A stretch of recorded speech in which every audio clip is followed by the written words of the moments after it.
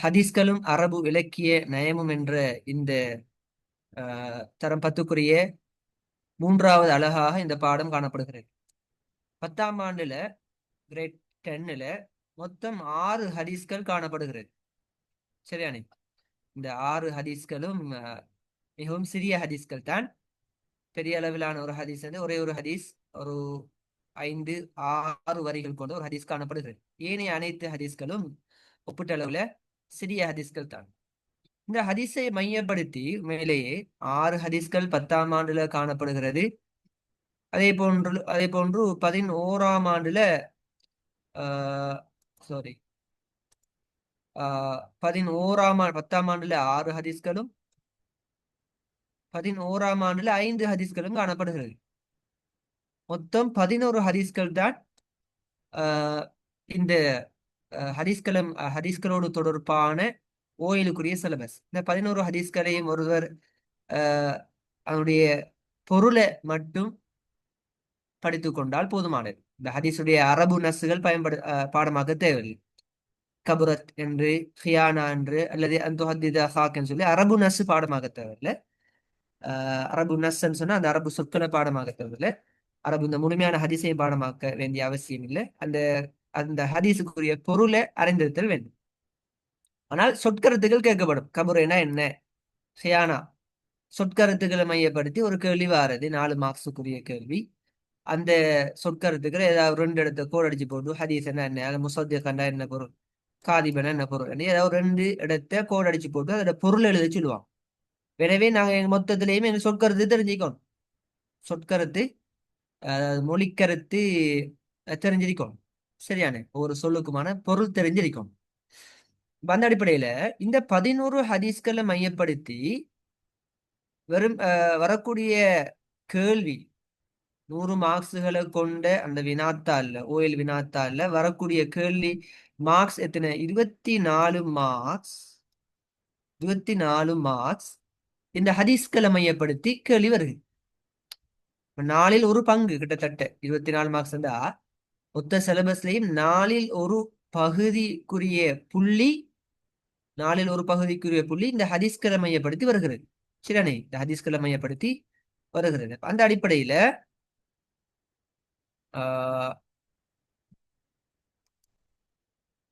அந்த அடிப்படையில் நீங்க பார்த்தா விளங்கும்.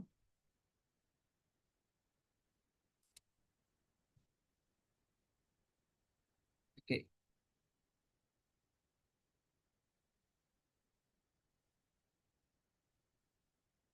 ரைட். அந்த அடிப்படையில இந்த ஹதீஸ்களை வந்து 24 புள்ளிகளுக்குரிய கேள்விகள் வினாத்தாள்ல வருகின்றது. அந்த 24 புள்ளிகளுக்குரிய கேள்விகள் வினாத்தாள்ல வந்தாலும் கூட அந்த 24 புள்ளிகளை எடுப்பதற்கு ஒரு 11 ஹதீஸ்களை நாங்க படிக்க வேண்டியிருக்கிறோம். 11 ஹதீஸ்களை படிக்க வேண்டியிருக்கிறேன். இப்ப 3ஆம் தவணை பரீட்சை இல்லை என்று அறிவிக்கப்பட்டிருந்தாலும் கூட தரம் 10ல 3ஆம் தவணைக்கு முறைப்படி 6 ஹதீஸ்கள் படிச்சிருக்கணும். இந்த 6 ஹதீஸ்களை மையப்படுத்தி 24 மார்க்ஸுக்குரிய கேள்விகள் 3ஆம் தவணை பரீட்சை பேப்பர் ஒன்று மேலேயே செட் பண்ணுவதாக இருந்தால் அது எடுக்கப்பட்டிருத்தல் வேண்டும்.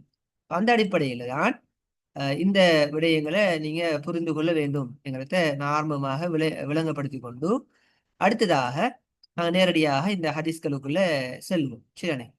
ரைட். இப்ப நீங்க பார்க்கையிலும் முதலாவது ஹதீஸ் ஒரு சிறியதொரு ஹதீஸ். கபரத் ஹியானத்தன் அன் துஹத்திஸ அஹாக ஹதீஸன் ஹுவ லக பிஹி முஸத்திகுன் வ அன்த லஹு காதிபுன் என்று வரக்கூடிய ஒரு சிறியதொரு ஹதீஸ். இதுல அந்த ஹதீஸுக்குரிய பொருளை நீங்க சொற்கருத்துக்களை வேணுமெண்டா நீங்க நோட் பண்ணி கொள்ள முடியும், குறித்து கொள்ள முடியும். அந்த சொற்கருத்துக்களை மையப்படுத்தி நாங்க பின்னர் பொருளை, அந்த ஹதீஸுடைய பொருளை நாங்க பார்ப்போம். கேள்வி வரும் எப்படி? இந்த இந்த ஹதீஸை மையப்படுத்தி ஒரு 5 விதமான கேள்விகள் வரும் எக்ஸாம் பேப்பர்ல. சரி, 5 அல்லது 6 விதமான கேள்விகள் எக்ஸாம் பேப்பர்ல வரக்கூடிய வாய்ப்பு இருக்கிறது. அப்ப உண்மையாக இந்த ஹதீஸை நீங்க பாத்தீங்கன்னு சொன்னா முதலாவது இப்ப கேள்வி வரக்கூடிய வாய்ப்பு இருக்கிறது. மேற்குறித்த ஹதீஸை சுருக்கமாக விளக்குக. மேற்குறித்த ஹதீஸை சுருக்கமாக விளக்குக என்ற கேள்வி வரும். கட்டாயம் இப்படி ஒரு கேள்வி, ஒரு ஹதீஸை தந்தோடு இப்படி ஒரு கேள்வியை கேட்பான். சுருக்கமாக விளக்குக என்ற என்ன விளக்க தேவையில்லை, இந்த ஹதீஸுடைய பொருளை எழுதி வச்சா போதும். சில பிள்ளைகள் விளக்குக என்று கேள்வி வாரத்தால ஹதீஸோட பொருள் எழுதி அந்த பொருளை மையப்படுத்தி ஒரு விளக்கி வைப்பாங்க கூடுதலாக. சரியானே? எனவே அந்த விளக்கமெல்லாம் தேவையில்ல.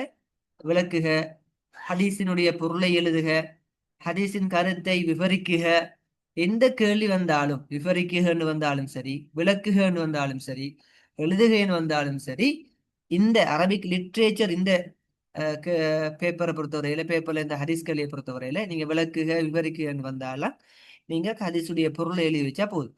சரி, அந்த அடிப்படையில ஆஹ் அப்ப அந்த அடிப்படையில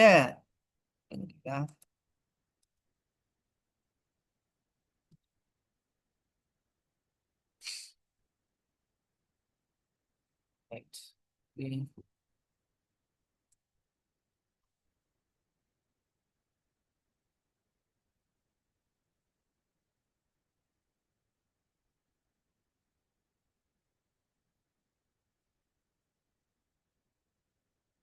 சரி, அப்ப அந்த அடிப்படையில இந்த விளக்குக விவரிக்குக எழுதுக என்ற கேள்விகள் எல்லாம் வந்தால் நீங்க அழகாக என்ன செய்ய முடியும்?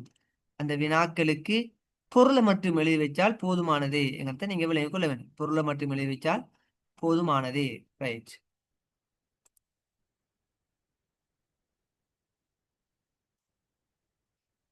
முதலாவது நாங்க பார்ப்போம், இதனுடைய பொருளை பார்ப்போம்.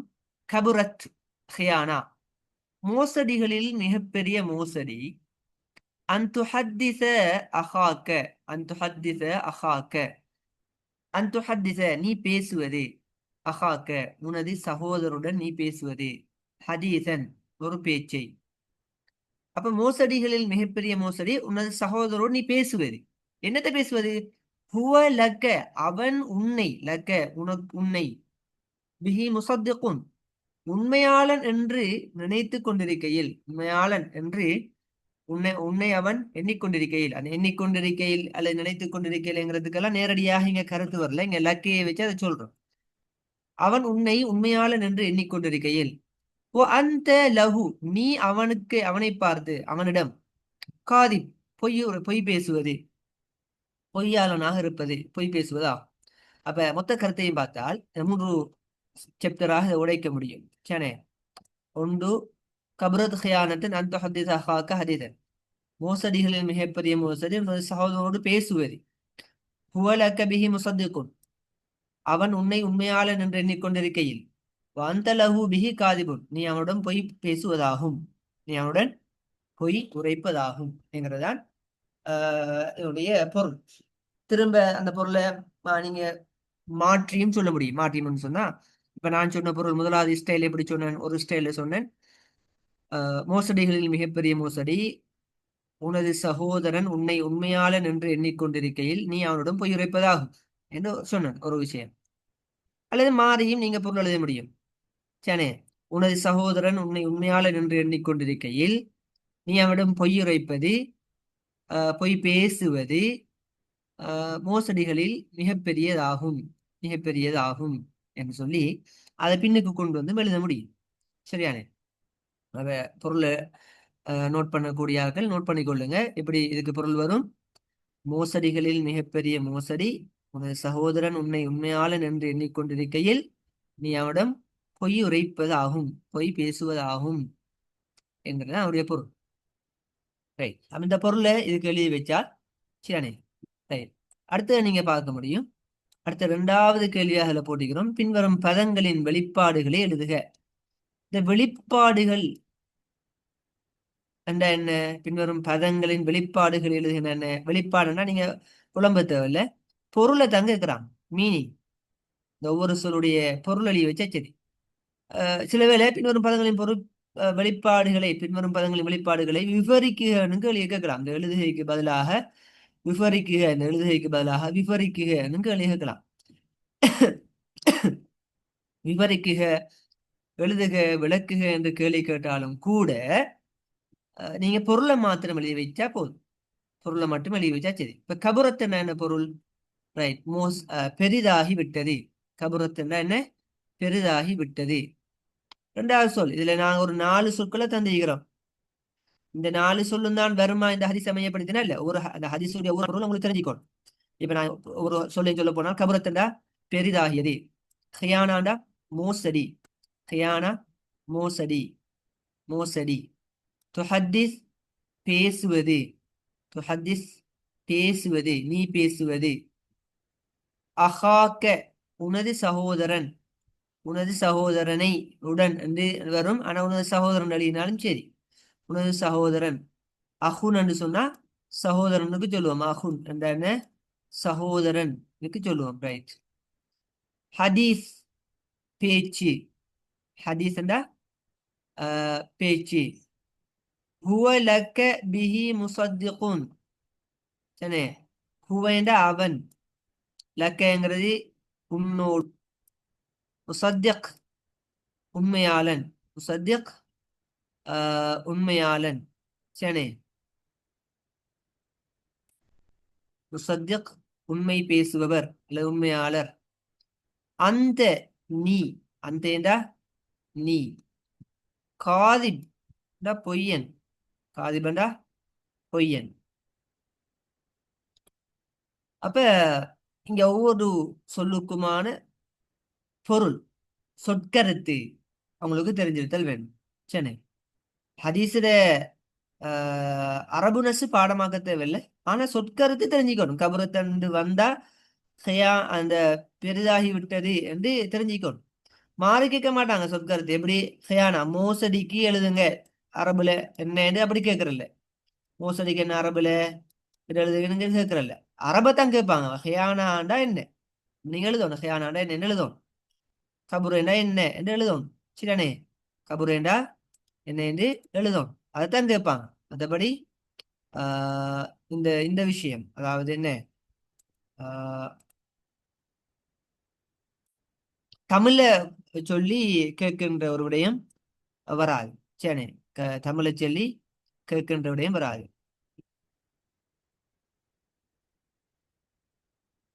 ரைட். அடுத்த விடயம், அடுத்த கேள்வி. இதுல நாங்க ஒவ்வொன்றுக்கும் பொருள் பார்த்துட்டோம். கபரத்தண்டா பெரிதாகி விட்டது, ஹியானாண்டா மோசடி, முசத்திகண்டா உண்மையாளர், காதிபண்டா பொய்யர்.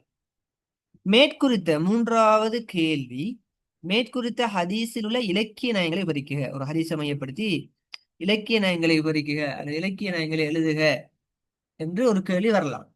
சரியான, அப்படி வந்தால் என்ன செய்யணும்? இலக்கிய நயங்களை விவரிக்குக என்று ஒரு கேள்வி வந்தால் என்ன செய்யணும்? வழமையாக இதுல இத்தனை எழுதுங்கன்னு கேள்வி வராது, இத்தனை எழுதுங்கன்னு வராது. சும்மா இலக்கிய நயங்களை எழுதுகன்னு வரும். ஆனா இது உண்மையில எத்தனை மார்க்ஸுக்குரிய கேள்வின்னா 4 மார்க்ஸுக்குரிய கேள்வி. அப்படியா இருந்தால் இது 4 மார்க்ஸுக்குரிய கேள்வியாக இருப்பதன் காரணமாக நாங்க 4 இலக்கிய நயங்கள் எழுதும். 1. அதுல முதலாவது இலக்கிய நயம் என்ன? முதலாவது இலக்கிய நயம் என்ன? இந்த ஹதீஸ்ல உள்ள முதலாவது இலக்கிய நயம் பாருங்க. ஒன்று, முதலாவது இலக்கிய நயம் நாங்க சொல்லலாம். அப்படியே பார்த்துட்டே வந்தா ஒரே மாதிரி சொல், ஒரே சொல் வெவ்வேறு அமைப்புல வந்துள்ளது. இந்த துஹத்தீஸ் என்கிற சொல்லும் இந்த ஹதீஸ் என்கிற சொல்லும் ஒரே அமைப்பான சொற்கள். அதாவது மூலச்சொல்லில், ஒரே மூலச்சொல்லிலிருந்து உருவான சொற்கள். துஹத்தீஸ், ஹத்தஸ யுஹத்தீஸு துஹத்தீஸ். துஹத்தீஸ் என்றா நீ பேசுவது, ஹதீஸ் என்றா பேசுறது. அப்ப ஒரே சொல்லிலிருந்து உருவான சொற்கள். சரி, அப்ப அதை எப்படி எழுதலாம் இலக்கிய நயத்தை? ஒரு மூலச்சொல்லில் இருந்து பிரிந்து வரக்கூடிய சொற்கள் இடம்பெற்றுள்ளமை. எழுதுங்க, ஒரு மூலச்சொல்லிலிருந்து பிரிந்து வரக்கூடிய சொற்கள் இடம்பெற்றுள்ளமை சொல்லி இங்கால என்ன செய்யுங்க, எழுதுவீங்க. உதாரணம் எழுதி காட்டணுமா? எழுதி காட்டுறது நல்லம். ஓஎல் பரீட்சையை பொறுத்தவரையில உதாரணம் எதிர்பார்க்க மாட்டாங்க. ஓ லெவல் பரீட்சையை பொறுத்தவரையில. இருந்தாலும் உங்களோட தவணை பரீட்சைகள்ல, பாடசாலை தவணை பரீட்சைகள்ல உதாரணம் எழுதுறதை எதிர்பார்ப்பாங்க. டீச்சர்ஸ்மார் அந்த உதாரணம் எழுதப்பட்டிருத்தல் வேண்டும் என்கிறத அவங்க எதிர்பார்ப்பாங்க. சில பாடசாலைகள்ல சில ஆசிரியர்கள் அதை சொல்லி மிதிப்பாங்க, அது உதாரணம் எழுதணும், உதாரணம் போடாட்டி உங்களுக்கு மார்க்ஸ் குறைப்பன் என்று சொல்லியிருப்பாங்க. அப்படி சொல்லப்பட்டிருந்தா நீங்க உதாரணம் எழுதுங்க. அப்ப என்ன உதாரணம்? இதுக்கு ஒரு மூலச்சொல்லிலிருந்து பிரிந்து வந்த சொற்கள் இடம்பெற்றுள்ளமை. உதாரணம் இதை பார்த்து எழுதுறேன். துஹத்தீஸ் கமா ஹதீசன். துஹத்தீஸ் கமா ஹதீசனுங்கிறத நாம பார்த்து எழுத வேண்டியதாச்சு. அந்த அடிப்படையில இது ஒரு முதலாவது இலக்கிய நயம். முதலாவது இலக்கிய நயம்.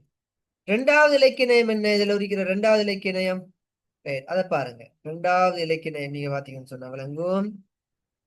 அப்படியே வந்தால் முசத்திக் என்ற ஒரு இலக்கிய நயம் இருக்கிறது, காதிப் என்ற ஒரு இலக்கிய நயம் இருக்கிறது. ரெண்டுக்கும் ஒரு பொருத்தம் இருக்கிறது. என்ன பொருத்தம்? எதிர்ச்சொற்கள். முசத்திக் கண்டா உண்மையாளர், காதிப் கண்டா பொய்யர். அப்ப இதை எப்படி எழுதுற? எதிர்ச்சொற்கள் இடம்பெற்றுள்ளமை என்கிறத எப்படி எழுதணும்?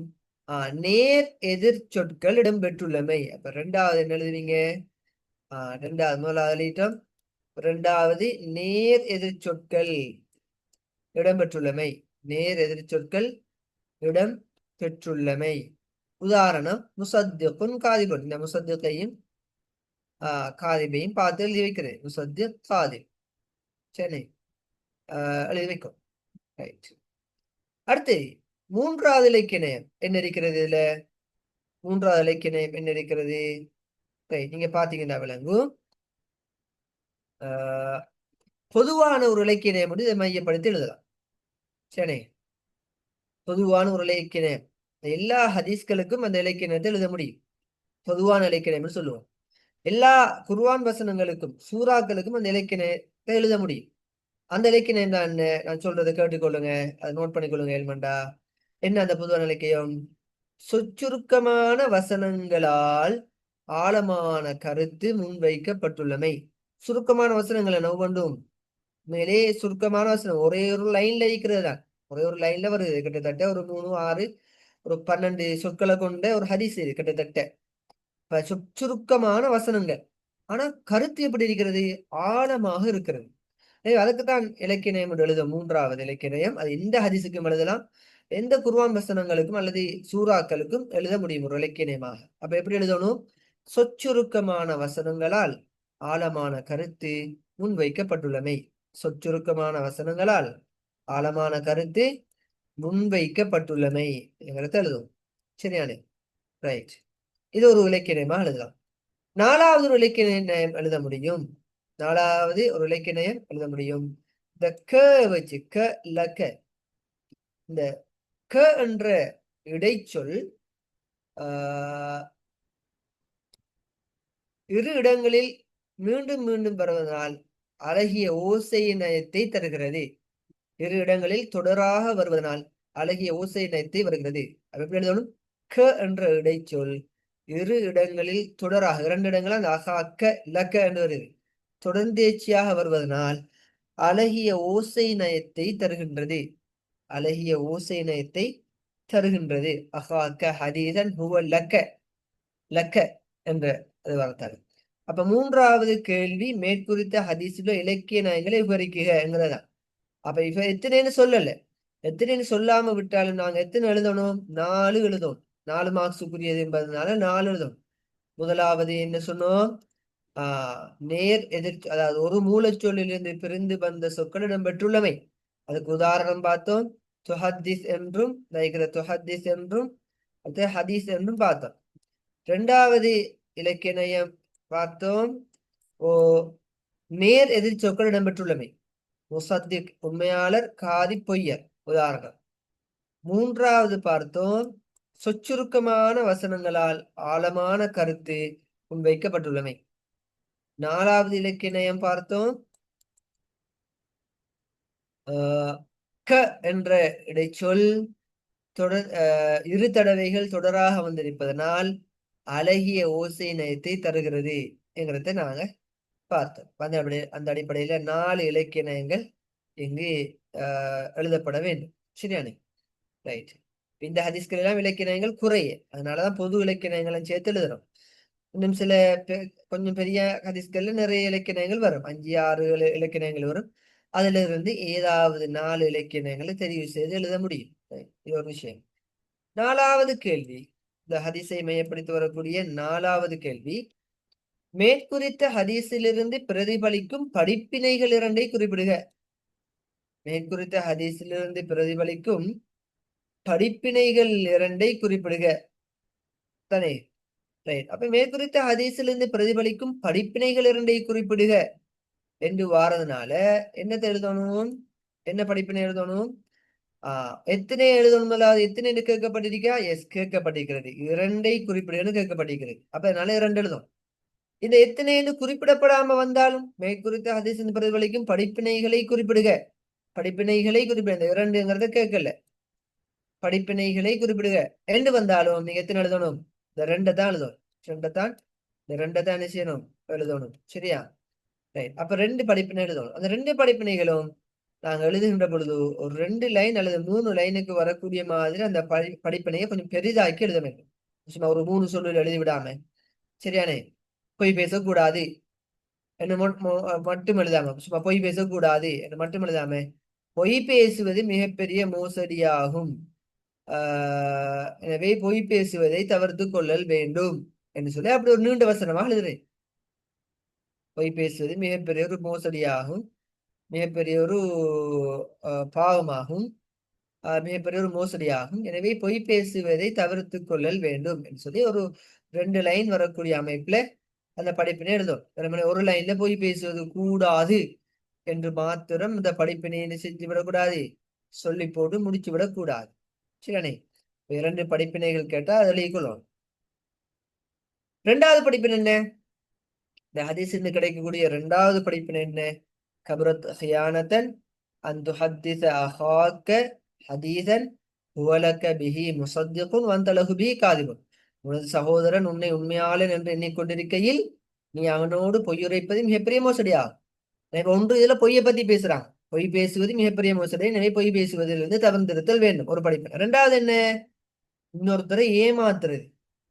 என்ன என்ன நம்மளை நம்பக்கூடிய ஒருத்தரை ஏமாத்துறது, அது பொருளை வாங்கி போட்டு ஏமாத்துறது மட்டுமல்ல, நம்மளோட வார்த்தையால நாம ஏமாத்துறதும் மிகப்பெரிய ஒரு பாவம், மிகப்பெரிய ஒரு மோசடிங்கிறத சொல்ல வருது.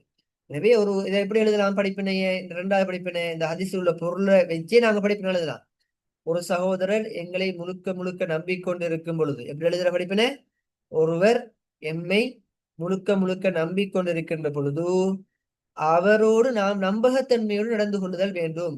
வார்த்தை அளவிலும் கூட பொய் பேசி விடக்கூடாது. என அவரிடம் வார்த்தை அளவிலும் கூட பொய் பேசி விடக்கூடாது, சனே ஏமாற்றி விடக்கூடாது என்று நாங்க அந்த படிப்பினை எழுதலாம். எப்படி 2வது படிப்பினை? ஒரு சகோதரர் எம்மை முழுக்க முழுக்க நம்பிக்கொண்டிருக்கின்ற பொழுது வார்த்தை அளவிலும் கூட நாம் அவரை ஏமாற்றி விடக்கூடாது, பொய் பேசி விடக்கூடாது என்கிறத 2வது படிப்பினையாக எழுதலாம். சரியானே? அப்ப இப்படி 2 படிப்பினைகளை கொஞ்சம் நீண்டதாக, அதுக்குதான் நான் இங்க ஒரு செயல் நூல் புத்தகம் இது. இந்த செயல் நூல்ல வந்துட்டு லைனை கொஞ்சம் பெருசாகி காட்டி 3 வரி போட்டிருக்கிறேன். கொஞ்சம் நீண்டதாக எழுதும் அந்த படிப்பினையை. 2 படிப்பினை எழுத போறீங்க நீண்டது. ஏன்னா ஒவ்வொரு படிப்பினைக்கு 2 புள்ளிகள் வழங்க போறாங்க. இதுக்கு 2 புள்ளி, 2ஆம் படிப்பினைக்கு 2 புள்ளி, அப்ப மொத்தம் 4 புள்ளி வழங்க போறாங்க. இந்த படிப்பினைகளை சற்று நீண்டதாக எழுதிக் கொள்ள வேண்டும் என்பதற்காக வேண்டியதான். சரியானே? ரைட். இதுல 5வது ஒரு கேள்வி வரும். ஆனா அந்த 5வது கேள்வியை நான் இந்த ஹதீஸுக்கு போடல. 5வது கேள்வி என்ன செய்யல? இந்த ஹதீஸுக்கு போடல. என்ன கேள்வி அது? மேற்குறித்த ஹதீஸில் உள்ள உவமானம் உவமேயம் யாவை? உவமானம் என்ன, உவமேயம் என்ன? மேற்குறித்த ஹதீஸில் உள்ள உவமான உவமேயம் யாவை? மேலே இந்த ஹதீஸ்ல உவமான உவமேயம் நேரடியாக இல்லை. நேரடியாக இந்த ஹதீஸ்ல உவமான உவமேயம் இல்லை. இருந்த போதிலும் கூட ஒரு தடவை ஒரு டேர்ம் பேப்பர்லையும் எழுதப்பட்டிருந்தது உவமான உவமையும் கேட்கப்பட்டு இருந்தாலும் நேரடியாக இந்த ஹதீஸ்ல உவமான உவமையும் இல்லை என்பதை அந்த தமிழ் மொழி ரீதியாக பார்க்கின்ற பொழுது உண்மைப்படுத்தக்கூடிய ஒரு உடைய. எனவே அந்த உவமான உவமையும் இந்த ஹதீஸில் இல்லை என்பதை நீங்க உணர்ந்து கொள்ள வேண்டும். ஏனென்று சொன்னா 24 மார்க்ஸ்ல 4 மார்க்ஸ் கேள்வி என்று வரும். இந்த ஹதீஸுக்கு 24 மார்க்ஸ் வழங்கப்படுகிறது. ஹதீஸ் கேள்வி 24 மார்க்ஸுக்கு வருகிறது. இந்த 24 மார்க்ஸ்ல 4 மார்க்ஸுக்குரிய கேள்வி பார்ட் 1ல வாருது. பார்ட் 1ல வாருது 4 மார்க்ஸுக்குரிய கேள்வி, கட்டாய கேள்விக்குள்ள வாருது. திருப்ப 20 மார்க்ஸ், ஏனைய இந்த 20 மார்க்ஸுக்குரிய கேள்வி பார்ட் 2ல வாருது. சரி, பார்ட் 2ல வாருது. எனவே இந்த 20 மார்க்ஸ் கேள்விகள் தான் இவை. சரியானே? அது வேறொரு ஹதீஸை தந்திருப்பாங்க. இந்த 20 மார்க்ஸுக்குரிய ஹதீஸ் வேறொரு ஹதீஸ். மேலுக்கு பார்ட் 1ல வரக்கூடிய 4 மார்க்ஸுக்குரிய ஹதீஸ் வேற ஹதீஸ். அந்த ஹதீஸை தந்துவிட்டு அதுல உவமான உவமேயத்தை மட்டும் கேட்பாங்க. தந்து போட்டு உவமான உவமேயத்தை மட்டும் கேட்பாங்க. எனவே உவமான உவமேயம் இந்த ஹதீஸை போட்டு எடுப்பதற்குரிய வாய்ப்பு எங்க பார்ட் 1 பேப்பர்ல பார்ட் 1ல வரக்கூடிய வாய்ப்பு குறைய. சரியானே? அப்ப இதோட இந்த முதலாவது ஹதீஸை நாங்க நிறைவு செய்துவிட்டு 2வது ஹதீஸை பார்ப்போம். 2வது ஹதீஸை பார்ப்போம். ஹதீஸ் 2. مثل المؤمنين في توادهم وتراحمهم وتعاطفهم مثل الجسد إذا اشتكى منه عضو تداعى له سائر الجسد بالسهر والحمى என்று வரக்கூடிய 2வது ஒரு ஹதீஸ். சரியானே? இந்த ஹதீஸை பார்த்த விளங்கும் மசலுல் முஃமினீன ஃபீ தவாத்துஹிம் வதராஹுமிஹிம் வதஆதுஃபிஹிம் மசலுல் ஜஸதி இதா இஷ்டகா மின்ஹு உலுவுன் ததாஆ லஹு சாஇருல் ஜஸதி பிஸ்ஸஹ்ரி வல் ஹும்மா என்று வரக்கூடிய இந்த 2வது ஹதீஸ்.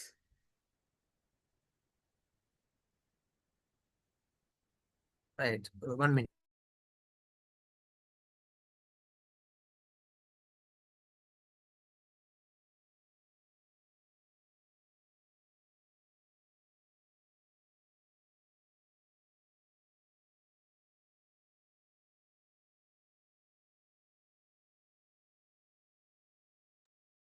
ரைட். இதுல நிறைய சொற்கள் காணப்படுகிறது. இந்த ஹதீஸ்ல உவமான உவமையும் காணப்படுகிறது. மசல் என்கிறதே இந்த சொல்ல கண்டாலே நீங்க ஒரு ஹதீஸ்ல எந்த ஹதீஸாக இருந்தாலும் சரி, மசல் என்கின்ற இந்த சொல்ல கண்டால் அதில உவமானம் உவமையும் இருப்பது என்று அர்த்தம். இந்த ஹதீஸ்ல உவமான உவமையும் இருக்கின்றது என்பதற்கான அர்த்தம். சரியானே? அப்ப இந்த ஹதீஸ்ல அரபு நஸ் பாடமாக்க தேவையில்லை. பொதுவாக எந்த ஒரு ஹதீஸ் அரபு நஸும் பாடமாக்க தேவையில்லை. இந்த ஹதீஸை பொறுத்தவரையில பாருங்க, இந்த மசல். அப்ப இதுல உவமான உவமை ஹதீஸ். உதாரணம், மசல் என்ன பொருள்? உதாரணம். முஃமினீன், முஃமீன்களுக்கு உதாரணம். முஃமின் என்ன? முஃமீன்கள், விசுவாசிகளுக்கு உதாரணம். தவாத்துஹிம், தவாத்த, தவாத்த என்ற என்ன? வத்த என்ற விரும்பினான். தவாத் என்ற பரஸ்பரம், ஒருவரை ஒருவர் நேசித்தல், நேசித்தார், விரும்பினார் என்ற கருத்து.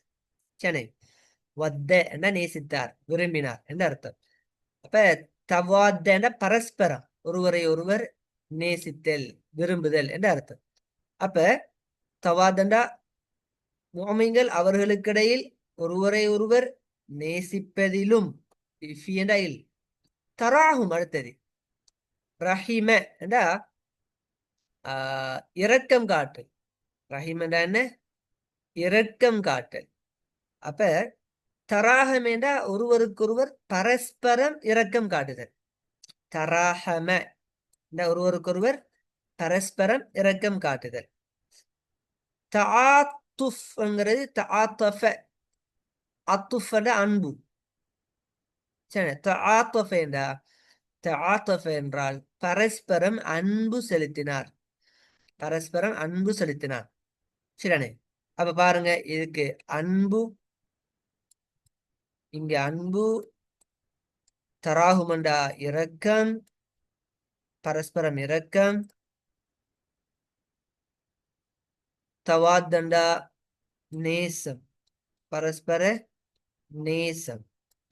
அப்ப பொருளை பாருங்க எப்படி.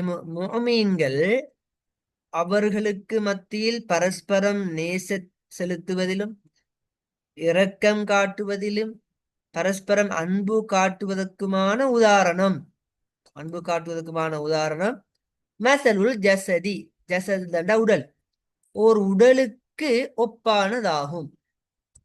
இது இவளோட ஒரு துண்டு முடியுது, ஒரு பொருள் விஷயம் முடியுது. அடுத்த பொருள் எப்படி திரும்ப பாருங்க. முஃமின்கள் விசுவாசிகள் ஃபீ தவாத்துஹிம் அவர்களுக்கு மத்தியில் பரஸ்பரம் நேசம் காட்டுவதிலும், தராஹுமிஹிம் அவர்களுக்கு மத்தியில் பரஸ்பரம் இரக்கம் காட்டுவதிலும், தஆத்துஃபிஹிம் அவர்களுக்கு மத்தியில் பரஸ்பரம் அன்பு காட்டுவதற்கும் உதாரணம் ஒரு உடலுக்கு ஒப்பானதாகும். ஒரு உடலுக்கு ஒப்பானதாகும். இதா இஷ்டகா, இதா இஷ்டகா, இதஷ்டக் வரும். சரி, இஷ்டகாண்டா முறையிட்டான். ஷக்கான்னு சொன்னா முறையிட்டான்னு அர்த்தம். இஷ்டகான முறையிட்டான். இதா இஷ்டகா மின்ஹு, அந்த ஹூங்கிறது உடம்புக்கு போகுது.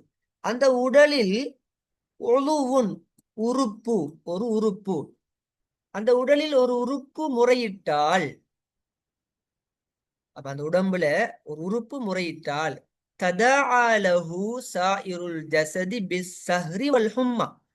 ததாஆ ஆனா பரஸ்பரம், தஆண்ட அழைத்தான், ததாண்ட பரஸ்பரம் அழைக்கிறது.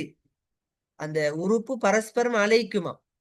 ஒரு உறுப்பு நோய்வாய்ப்பட்டு விட்டால், அல்ல அந்த ஒரு உறுப்பு முறையிட்டால், எனக்கு நோவுது வலிக்குது என்று முறையிட்டால், முறையிடல் அப்படி உண்மையிலேயே நம்மட உறுப்பு.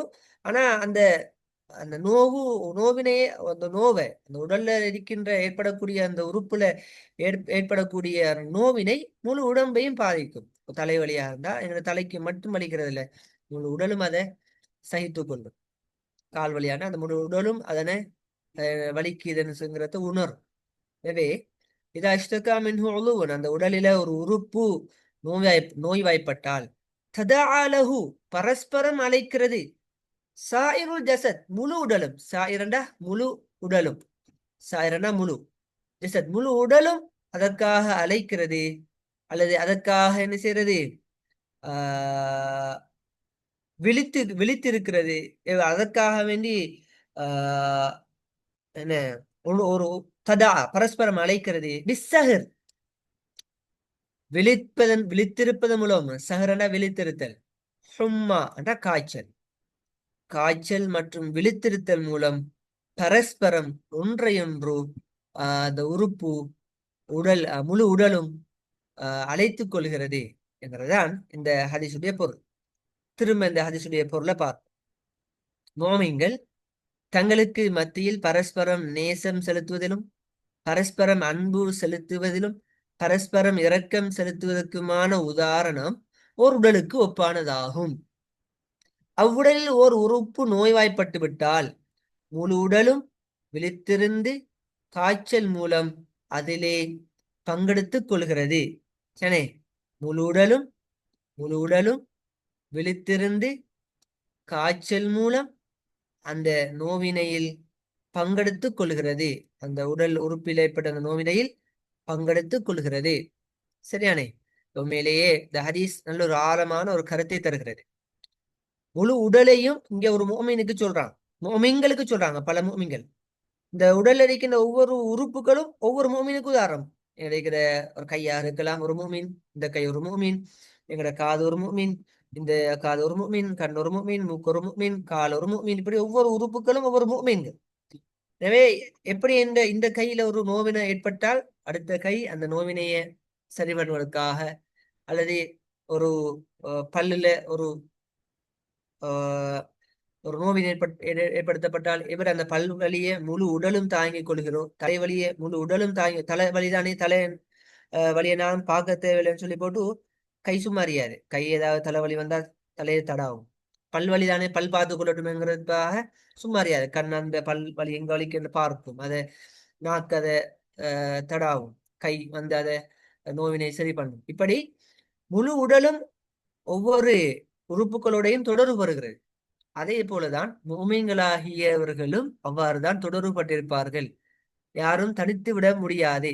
ஒவ்வொரு முஃமின்களும் அடுத்த முஃமின்களோடு தொடர்புபட்டவர்களாக இருப்பார்கள். ஆஹ் அன்பு செலுத்துவதில, நேசம் செலுத்துவதில, இரக்கம் காட்டுவதில ஒரு உடலை போன்று அவர்கள் செயல்படுவார்கள் என்கிறத தான் இந்த ஹதீஸ் நபி ஸல்லல்லாஹு அலைஹி வஸல்லம் அவர்களால் அழகாக சொல்லப்பட்டது. சரியானே? ரைட். இப்ப இந்த ஹதீஸை ஏற்படுத்திதான் இந்த ஹதீஸுடைய முதலாவது கேள்வி பொருள். சரி, யாரு கிறுக்குறீங்க? ஹயா, அப்துல்லா, நஃபியர், ரெண்டு பேரும் கிறுக்குறீங்க.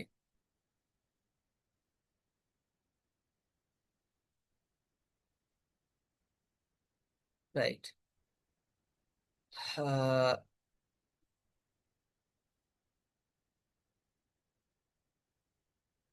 ரைட்.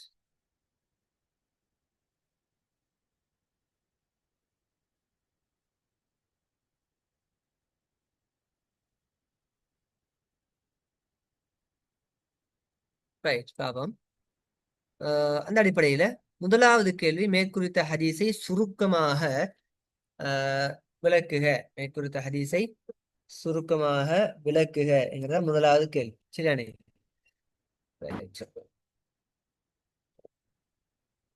யாருக்கு இருக்கிறீங்க இப்படி கிடைக்கணும் இப்படி படிப்பிக்கிறது?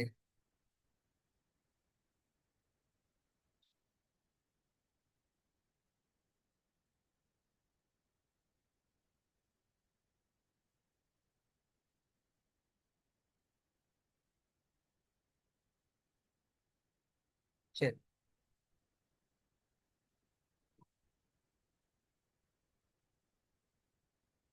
ஓகே. அப்ப பொருளை நீங்க எல்லாரும் விளங்கியிருப்பீங்க. முதலாவது விஷயம், அந்த பொருளை சரியாக விளங்கியிருப்பீங்கன்னு நினைக்கிறேன். இரண்டாவது கேள்வி, இரண்டாவது கேள்வி பின்வரும் சொற்களின் வெளிப்பாடுகளை விளக்குக. இப்படி ஒரு கேள்வி வரும், கட்டாயம் வரும். சொற்கருத்து கேள்விகள் வரும். எனவே எல்லா ஹதீஸ் மட்டும்தான் மாறும். ஹதீஸ் மட்டும்தான் மாறப்போகிறது. மற்றபடி ஹதீஸ் அந்த பொருள் எல்லாம் ஒரே மாதிரி தான் வரப்போகிறது. ஹதீஸ் மட்டும்தான் மாறி வரக்கூடிய ஒன்றாக காணப்படுமே தவிர மற்ற பொருள் எல்லாம் ஒரே அமைப்பு தான் வரப்போகிறது. அந்த கேள்விகள் எல்லாம் ஒரே அமைப்பு தான் வரப்போகுது. கேள்வி ஒரே அமைப்புல வரப்போகுது. ஹதீஸ் மட்டும் தான் மாறும். பின்வரும் சொற்களின் வெளிப்பாடுகளை விளக்க. முதலாவது ஆத்தஃப, பரஸ்பரம் அன்பு செலுத்தினான். ததா, பரஸ்பரம் அழைத்தான். இஷ்டகா, முறையிட்டான். பிஸ்ஸஹர், விழித்திரு விழித்திருத்தல், விழித்திருப்பதன் மூலம் என்று சொல்லி நீங்க கொள்ள முடியும். ரைட். இரண்டாவது கேள்வி அது. மூன்றாவது, மேற்குறித்த ஹதீஸில் உள்ள இலக்கிய நயங்களை விவரிக்குக. மேற்குறித்த ஹதீஸில் உள்ள இலக்கிய நயங்களை விவரிக்குக. ரைட். எத்தனை இலக்கிய நயம் கேட்டிருக்கிறாங்களா? இங்க இல்ல. அப்ப கேட்காதபடியால 4 இலக்கிய நயம் எழுதும். கேட்காதனால 4 மார்க்ஸ் கேள்வியாக இருப்பதனால 4 இலக்கிய நயம் இங்க நீங்க எழுதியாகும். ரைட். முதலாவது இலக்கிய நயம் நாங்க பார்க்க முடியும். உவமானம் பயன்படுத்தப்பட்டிருப்பதன் காரணமாக இங்க சிறந்த உவமான ஊமையும் இங்கு கையாளப்பட்டுள்ளது என்கிறத நாங்கள் எழுதி கொள்ள முடியும். சிறந்த உவமான ஊமையும் கையாளப்பட்டுள்ளது என்கிறத எழுதி கொள்ள முடியும். அப்ப உதாரணம், இதுல உவமானம் என்ன, ஊமையம் என்ன என்கிறத பொருள். இதுல உவமானம் உடல். உவமானம் என்ன? உடல். ஊமையம் என்ன? ஊமைங்களுக்கு மத்தியிலான பரஸ்பர அன்பு, பாசம், இரக்கம். பரஸ்பர அன்பு, இரக்கம், நேசம் என்று சொல்லி மாறியும் எழுதலாம். சரி. பொதுத்தன்மை என்ன? ஒற்றுமை. பொதுத்தன்மை எப்படி வரும்? ஒற்றுமை என்பதாக வரும். சரி. அந்த அடிப்படையில நீங்க பார்க்க முடியும். மறைக்குது.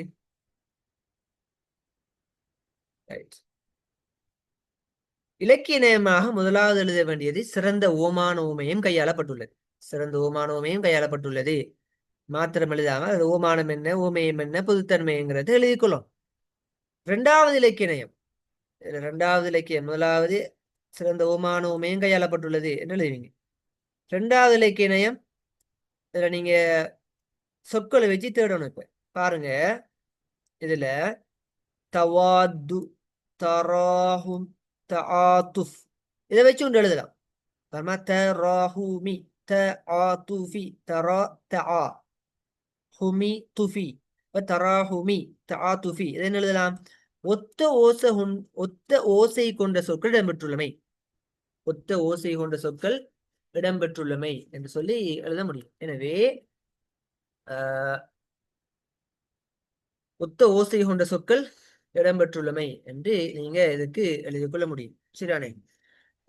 ஒத்த ஓசை கொண்ட சொற்கள் இடம்பெற்றுள்ளமை. உதாரணம், நீங்க உதாரணத்தை எழுதிக்கொள்ளணும். தராஹும், தஆத்துஃப் ஒத்த ஓசை கொண்ட சொற்கள் இடம்பெற்றுள்ளமை.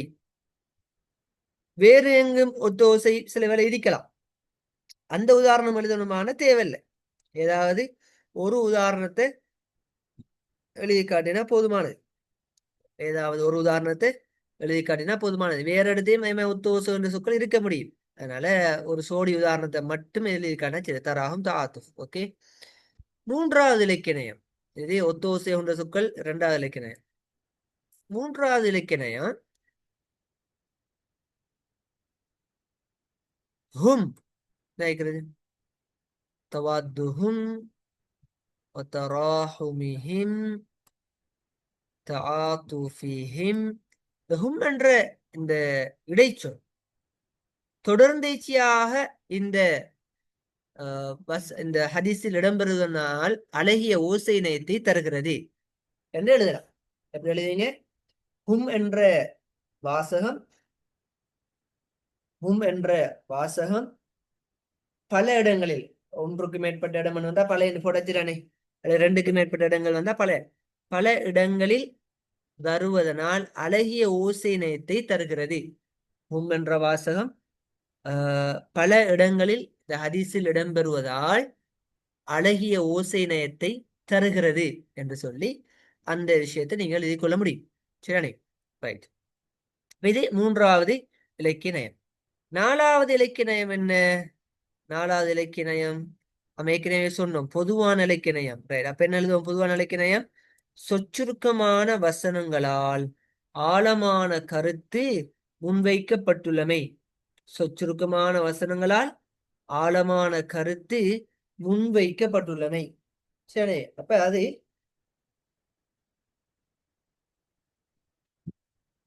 ஒரு இலக்கியமாக, நாலாவது இலக்கியமாக எழுதப்பட வேண்டும். அது பொதுவாக எழுதலாம். வேறு இந்த சொற்களை மையப்படுத்தி எழுதக்கூடிய வேறு என்ன இலக்கியங்கள் காணப்படுகிறது? ஒரே சொல் மீண்டும் மீண்டும் வந்துள்ளது. இந்த மசல், இந்த ஐக்கி மசல். சரி, ஒரே சொல் மீண்டும் மீண்டும் வந்து ஜசத், இந்த ஐக்கி ஜசத். சரி, ஜசத் ஜசத், உடல் உடல். அப்ப அது ஐந்தாவது இலக்கியம். சரி, ஐந்தாவது இலக்கியம். 5 எழுதணுமா? இல்ல, 4 தான் எழுதும். நீங்க விரும்பினா முதலாவது இலக்கியத்தை ஸ்கிப் பண்ணலாம். ஏன்? அது கொஞ்சம் பெருசான சிறந்த ஓமான உமையும் கையாளப்பட்டுள்ளது எழுதி போட்டா ஓமானம் என்ன எழுதும், ஓமையம் என்ன எழுதணும், பொதுத்தன்மை என்னங்கிறது எழுதும். அதனால நீங்க 5 இதுல இருப்பதன் காரணமாக முதலாவது ஸ்கிப் பண்ணி போட்டு மற்ற இரண்டாவது என்ன ஒத்தோசை கொண்ட சொற்கள் இடம்பெற்றுள்ளமை, மூன்றாவது ஹும் என்ற வாசகம் தொடர்ந்தேச்சியா இடம்பெற்றுள்ளமை அழகிய ஓசை நயத்தை தருகிறது. நான்காவது என்ன? அதாவது அதாவது இது நான்காவது சொன்னோம், ஒரே சொச்சுருக்கமான வசனங்களால் ஆழமான கருத்து முன்வைக்கப்பட்டுள்ளமை. சொச்சுருக்கமான வசனங்களால் ஆழமான கருத்து முன்வைக்கப்பட்டுள்ளமை. ஐந்தாவது சொன்னோம், ஒரே சொல் மீண்டும் மீண்டும் வந்துள்ளமை. ஜசத் ஜசத், மசல் மசல். அதுல நீங்க மசல் மசல்ங்கிறத கொடுக்கலாம், அல்லது ஜசத்ங்கிறத மட்டும் கொடுக்கலாம். சரி, மசல்ங்கிறத மட்டும் கொடுக்கலாம், ஜசத்ங்கிறத மட்டும் கொடுக்கலாம். ஏதாவது ஒரு உதாரணத்தை எழுதி கொண்டால் போதுமானது. சரியானே? அந்த அடிப்படையில இது சிறந்த ஓமான உமையம், சிறந்த ஓமான உமையம் பிரதிபலிக்கக்கூடிய ஒரு அழகான ஒரு ஹதீஸ். இது மோமின்கள் தொடர்பான ஒரு அழகான ஒரு ஹதீஸ். நான்காவது கேள்வி, மேற்குறித்த ஹதீஸிலிருந்து பிரதிபலிக்கும் படிப்பினைகள் 2 குறிப்பிடுக. சரி, மேற்குறித்த ஹதீஸிலிருந்து பிரதிபலிக்கும் படிப்பினைகள் 2 குறிப்பிடுக என்கிறது. அப்ப முதலாவது எழுதுவோம், மோமின்களுடைய அன்பு பாசம் இரக்கத்தை சொல்லுதானே. அப்ப ஒற்றுமையை பத்தி பேசுது. இப்ப மோமின்கள் தங்களுக்கு மத்தியில் அன்போடும் இரக்கத்தோடும் நேசத்தோடும் ஒற்றுமையாக இருத்தல் வேண்டும் என்பதை இந்த ஹதீஸ் உணர்த்தி நிற்கிறது. தானே, நீங்கள் தங்களுக்கு மத்தியில் அன்போடு பாசத்தோடு நேசத்தோடு ஒற்றுமையாக வாழ வேண்டும் என்பதை இந்த ஹதீஸ் குறிப்பிடுகிறது. எப்படி முதலாவது படிப்பின? மோமின்கள் தங்களுக்கு மத்தியில் அன்போடும் நேசத்தோடும் இரக்கத்தோடும் ஒற்றுமையாக வாழ வேண்டும் என்பதை இந்த ஹதீஸ் உணர்த்துகிறது. இந்த ஹதீஸ் உணர்த்துகிறது. இது முதலாவது படிப்பினை. இரண்டாவது படிப்பினை ஒன்று எழுதும். இரண்டாவது படிப்பினை எழுதும். இரண்டாவது படிப்பினை பாருங்க, காய்ச்சல் விழித்திருத்தல் எல்லாம் வருது இல்லையா? ரைட். அப்ப என்னத்தை சொல்ல வருது? ஒரு மோமினுக்கு ஒரு கோளாறு ஏற்பட்டு விட்டால், ஒரு துன்பத்துல ஒரு மோமின் மாட்டிக்கொண்டால் ஏனையவர்கள் என்ன செய்யணும்? அந்த துன்பத்துல பங்கு கொள்ளணும் என்கிறத சொல்லுவாரு. எனவே அதை அப்படி இல்லைன்னா சரி, காய்ச்சல் ஒரு உடம்புல ஒரு உறுப்புக்கு நோய் ஏற்பட்டால், உதாரணமா ஒரு காலில் ஒரு காயம் கொண்டு வந்துட்டாண்டா, இந்த முழங்கால வந்த காயம் நெறிவுற்று என்ன செய்யும்? பிறகு காய்ச்சலாக மாறும். இந்த காய்ச்சலுக்கு காரணம் என்ன? இந்த முழங்கால் ஏற்பட்ட காயம். எனவே காயம் வெறுமனே ஏற்படுது சின்ன ஒரு காயம் தான். ஆனா காயம் கொண்டு அதை கணக்கெடுத்து நம்ம விட்டா என்ன செய்யும்? அது முழு உடலையும் வைரஸின் மூலம் தாக்கி காய்ச்சல் ஏற்படுத்தும். எனவே இவ்வாறுதான் ஒரு மூமினுக்கு ஒரு ஆபத்து ஏற்பட்டால் அந்த ஏனைய மூமிகள் பார்த்து கொண்டு இருக்கக்கூடாது.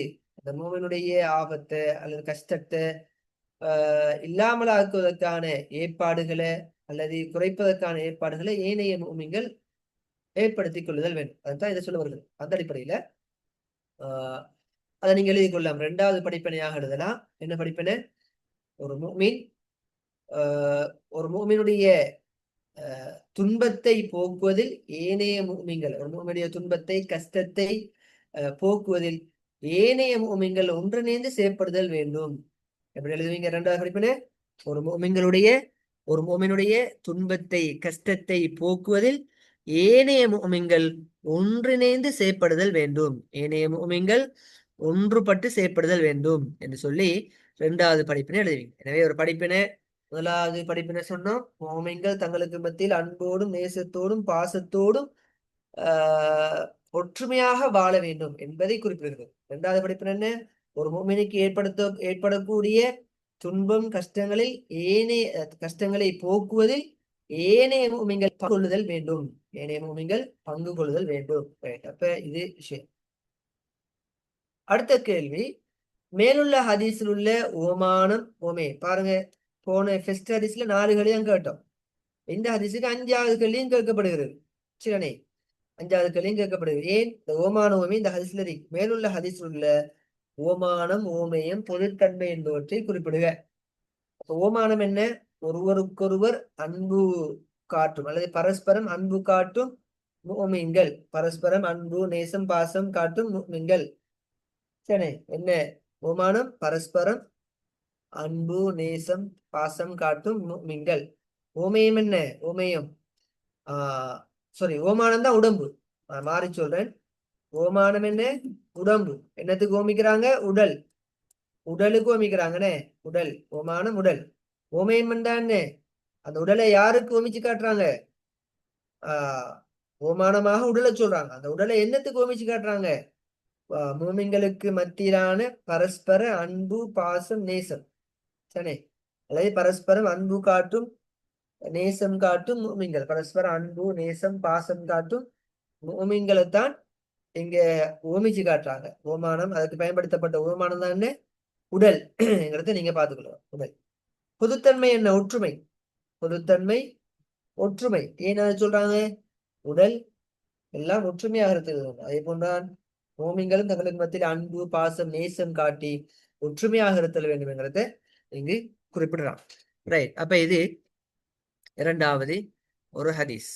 சரியானே? நாங்க பார்க்க வேண்டிய 2வது ஒரு ஹதீஸ். 3வது ஒரு ஹதீஸ்.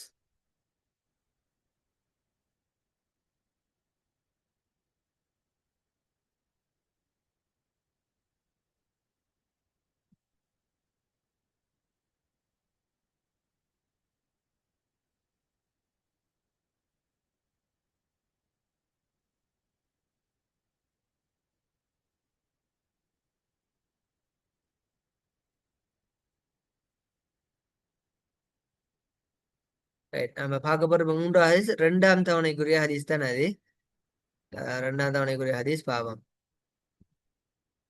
2ஆம் தவணை தரம் 10ல வரக்கூடிய 2ஆம் தவணையில வரக்கூடிய 2ஆம் தவணையில படிக்க வேண்டிய ஒரு ஹதீஸ் தான் அது. ஒன்று அல்பிர்ரு ஹுஸ்னுல் குலுக், 2வது மஸலுல் காயிம். அந்த 2 ஹதீஸையும் பார்ப்போம்.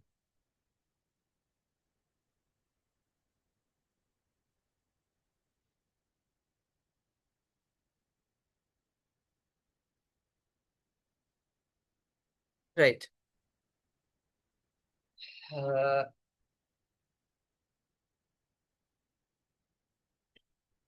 10ஆம் உள்ள ஹதீஸ்கள்ல 2ஆம் தவணையில் வரக்கூடிய ஒரு ஹதீஸ்.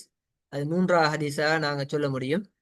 அல்பிர்ரு ஹுஸ்னுல் குலுக் வல் இஸ்மு மா ஹாக ஃபி ஸத்ரிக் வ கரிஹ்த அன் யத்தலிஅ அலைஹி الناس. சரி, அல்பிர் என்ற நன்மை. அல்பிர் என்ற நன்மை. ஹுஸ்னுல் குலுக் நட்பண்புகள். ஹுஸ்னுல் குலுக் என்ற நட்பண்புகள் ஆகும். சரி, அப்ப நன்மை என்பது நட்பண்புகளாகும்.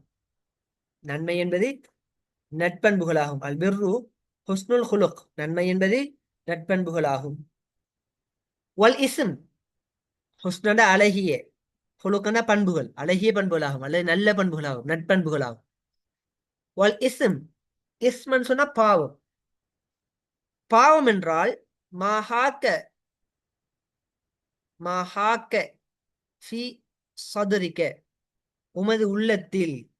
சனே, மாஹாக்க ஃபி சதுரிக்க, சதுரண்டா உமது உள்ளம். சதுரண்டா என்ன? உள்ளத்தை சொல்லுவோம், சதுர் சொல்லுவோம். அப்ப பாவம் என்றால் என்ன? பாவம் என்றால் என்ன?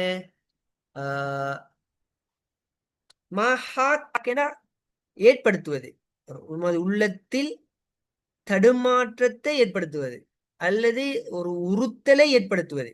மாஹாக்கேடான மாஹாக்கேடான உறுத்தலை ஏற்படுத்துவது, ஒரு தடுமாற்றத்தை, தடுமாற்றத்தை அல்லது உறுத்தலை ஏற்படுத்துவது. அப்ப என்ன பாவம் என்பது? சதுரண்டான, சதுரண்டா உள்ளம், சதுரண்டா உள்ளம். சதுரிக்க, உமது உள்ளத்தில் தடுமாற்றத்தை ஏற்படுத்துவது பாவமாகும். உமது உள்ளத்தில் தடுமாற்றத்தை அல்லது ஒரு குறுகுறுப்பை அல்லது ஒரு சலசலப்பை ஒரு ஏற்படுத்துவது பாவமாகும். சரி, وكرهت أن يطلع عليه الناس. وكرهت, மேலும் பாவம் என்ற என்ன? பாவத்துக்கு ரெண்டு டெபினிஷன் சொல்றாங்க, ரெண்டு வரைவிலக்கணம் இங்க சொல்றாங்க. முதலாவதுதான் பாவம் என்பது உமது உள்ளத்தில் உறுத்தலை, தடுமாற்றத்தை ஏற்படுத்துவதும், ஒகரிஹித்த நீ வெறுப்பதும், ஐயத்தலிஅ அறிந்து கொள்வதை, அலைஹின்னாஸ் மனிதர்கள், பிற மனிதர்கள் அறிந்து கொள்வதை நீ வெறுப்பதும் ஆகும். இத்தலா, எத்தலியாண்ட அறிந்து கொள்வது, எத்தலியாண்ட என்ன? எத்தலியா, எத்தலிஅ அறிந்து கொள்வது, இந்த எத்தலியாண்ட அறிந்து கொள்வது. கரிஹ்த என நீ வெறுப்பது, கரிஹ்தா நீ வெறுப்பது. நாசண்டா மனிதர்கள், நாசண்டா மனிதர்கள். அப்ப பிற மனிதர்கள் அறிந்து கொள்வதை நீ வெறுப்பதுமாகும், பிற மனிதர்கள் அறிந்து கொள்வதை நீ வெறுப்பதுமாகும். அப்ப அழகான ஒரு ஹதீஸ் இது, நல்ல ஒரு ஆழமான கருத்தை தரக்கூடிய ஒரு ஹதீஸ். நன்மையையும் தீமையையும் ஒரு மனிதன் பிரித்து அறிவதற்கான வழிகாட்டக்கூடிய ஒரு ஹதீஸ். திரும்ப அந்த பொருளை சொல்றோம் பாருங்க.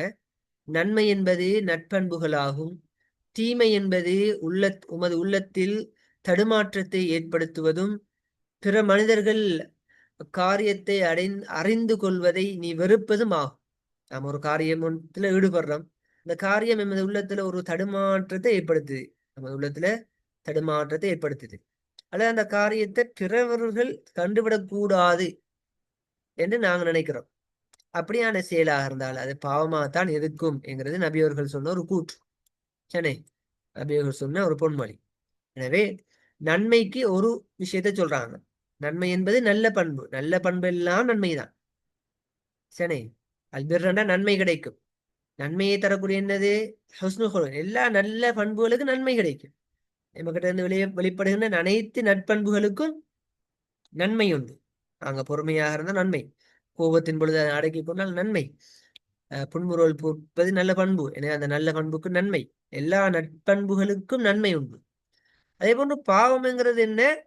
எங்களோட உள்ளத்துல நாங்க ஒரு காரியத்தை செய்கின்ற பொழுது ஒரு தடுமாற்றம், ஒரு குறுகுறுப்பு ஏற்படுகிறது. அதை நாங்க சரி, ஓகே, இது கூடாது என்ன நினைச்சு கொள்ளணும். அதே போல அந்த காரியத்தை ஏனையாக்கள் கண்டுவிடக்கூடாது என்னும் செய்யறோம். அப்படியா இருந்தா அதுவும் பாவத்துக்குள்ள தரும் என்கிறத விளங்கிக் கொள்ள வேண்டும். இப்ப மேற்குறித்த ஹதீஸை சுருக்கமாக விளக்குக என்றால், நன்மை என்பது நட்பண்புகளாகும், தீமை என்பது உள்ளத்தில் தடுமாற்றத்தை ஏற்படுத்துவதும், பிற மனிதர்களை அறிந்து கொள்வதை வெறுப்பதும் ஆகும், பிற மனிதர்களை அறிந்து கொள்வதை வெறுப்பதும் ஆகும் என்று எழுதினா சரி. எப்படி பொருள்? திரும்ப எழுதிக் கொள்ளுங்க, திரும்ப எழுதிக் கொள்ளலாம். நன்மை என்பது நட்பண்புகளாகும், நன்மை என்பது நட்பண்புகளாகும், தீமை என்பது உள்ளத்தில் குறுகுறுப்பை ஏற்படுத்துவதும் அல்லது உள்ளத்தில் தடுமாற்றத்தை ஏற்படுத்துவதும், பிற மனிதர்கள் அக்காரியத்தை அறிந்து கொள்வதை நீ வெறுப்பதும் ஆகும், பிற மனிதர்கள் அக்காரியத்தை அறிந்து கொள்வதை நீ வெறுப்பதும் ஆகும். ரைட். பின்வரும் பதங்களின் வெளிப்பாடுகளை எழுதுக. பின்வரும் பதங்களின் வெளிப்பாடுகளை எழுதுக. அல் பிர்ரு என்றால் நன்மை, ஹுஸ்னு அழகிய, அல் ஹுலுகு பண்புகள், அல் இஸ்மு பாவம். சரியானே, மேலுக்கு எல்லா சொற்கரத்தையும் சொல்லணும், கீழுக்கும் சொல்லித்தாரோம். ரைட். மூன்றாவது கேள்வி, மேற்குறித்த ஹதீஸில் உள்ள இலக்கிய நயங்களை விவரிக்குக. இலக்கிய நயங்களை விவரிக்குக. அப்ப 4 இலக்கிய நயம் எழுதும். முதலாவது இலக்கிய நயம் என்ன இலக்கிய நயம் இருக்குது? முதலாவது பாருங்க, உண்டு நன்மை தீமை என்ன எழுதலாம்? இங்க நன்மை தீமை. இப்ப நன்மை தீமை எதிர்கருத்து சொற்கள். அப்ப எப்படி எழுதுறது? நேர் எதிர்கருத்து சொற்கள் இடம்பெற்றுள்ளமை. எப்படி எழுதுவீங்க?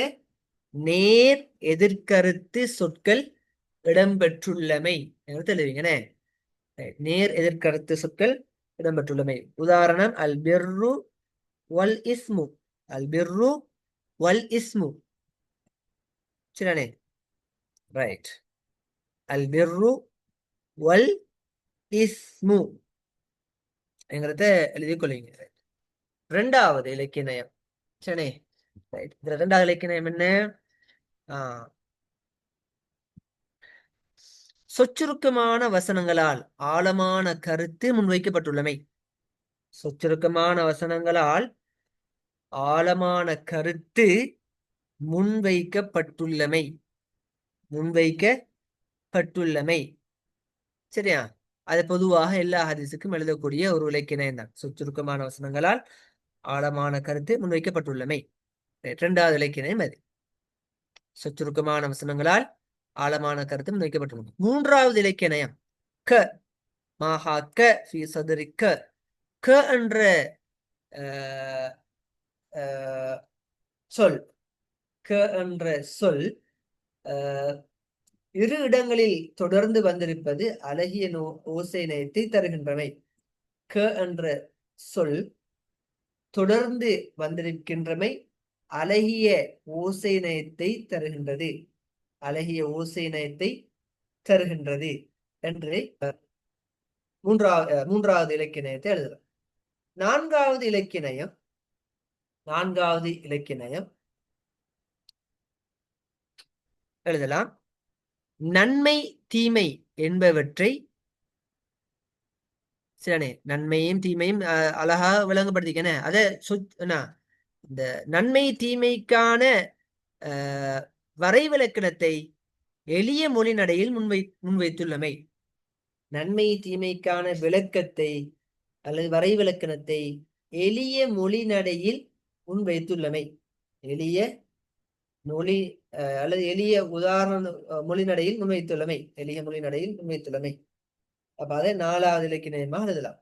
நன்மை தீமைக்கான வரைவிலக்கணத்தை எளிய மொழி நடையில் முன்வைத்துள்ளமை எழுதலாம்.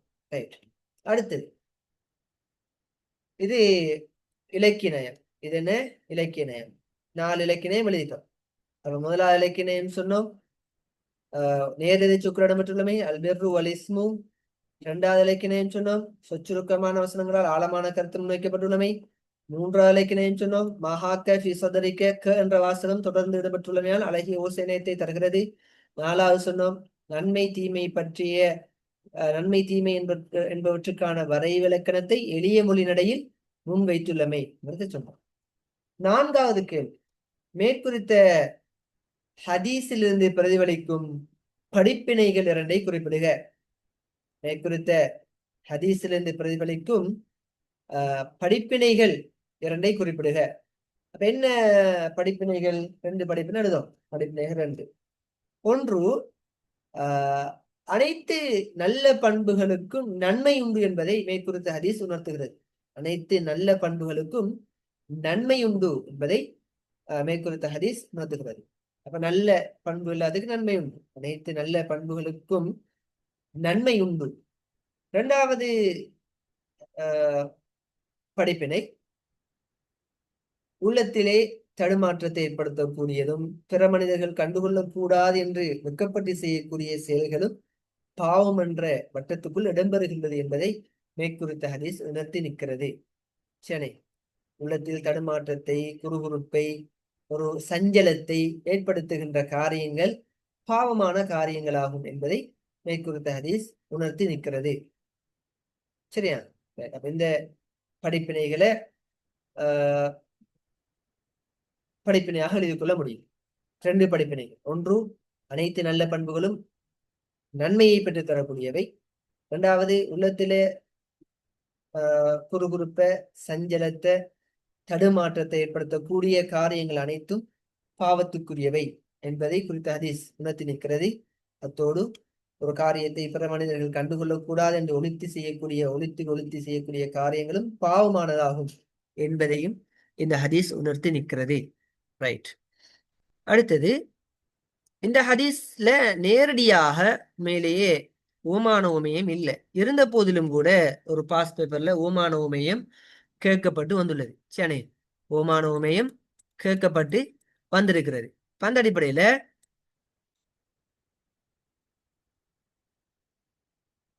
ஓமான உமையம் பொதுத்தன்மை மீண்டும் கேட்கப்படுகிறது. இந்த ஹதீஸில் பிரதிபலிக்கும் ஓமானம், ஓமேயம், பொதுத்தன்மை, சரி, பொதுத்தன்மை என்பவற்றை குறிப்பிடுக என்று கேட்கப்படுகிறது. உண்மையிலேயே இதுல நேரடியாக ஓமான ஓமேயம் பொதுத்தன்மைங்கிறது இந்த ஹதீஸ்ல இல்லை. இருந்த போதிலும் கூட ஒரு வருஷ பேப்பர்ல அது கேட்கப்பட்டு வந்தது. எனக்கு போன வருஷம் அல்லது போன வருஷத்துக்கு முதல் வருடம் நினைக்கிறேன், ஓமான ஓமேயம் இந்த ஹதீஸ்ல எங்க நின்று அப்படின்னா இதுக்கு என்ன விட என்று பார்த்தால், இதுல ஓமானம் நன்மை என்பது நல்ல பண்புகளாகும். நன்மைய நல்ல பண்புகளா அமைக்கிறாங்க.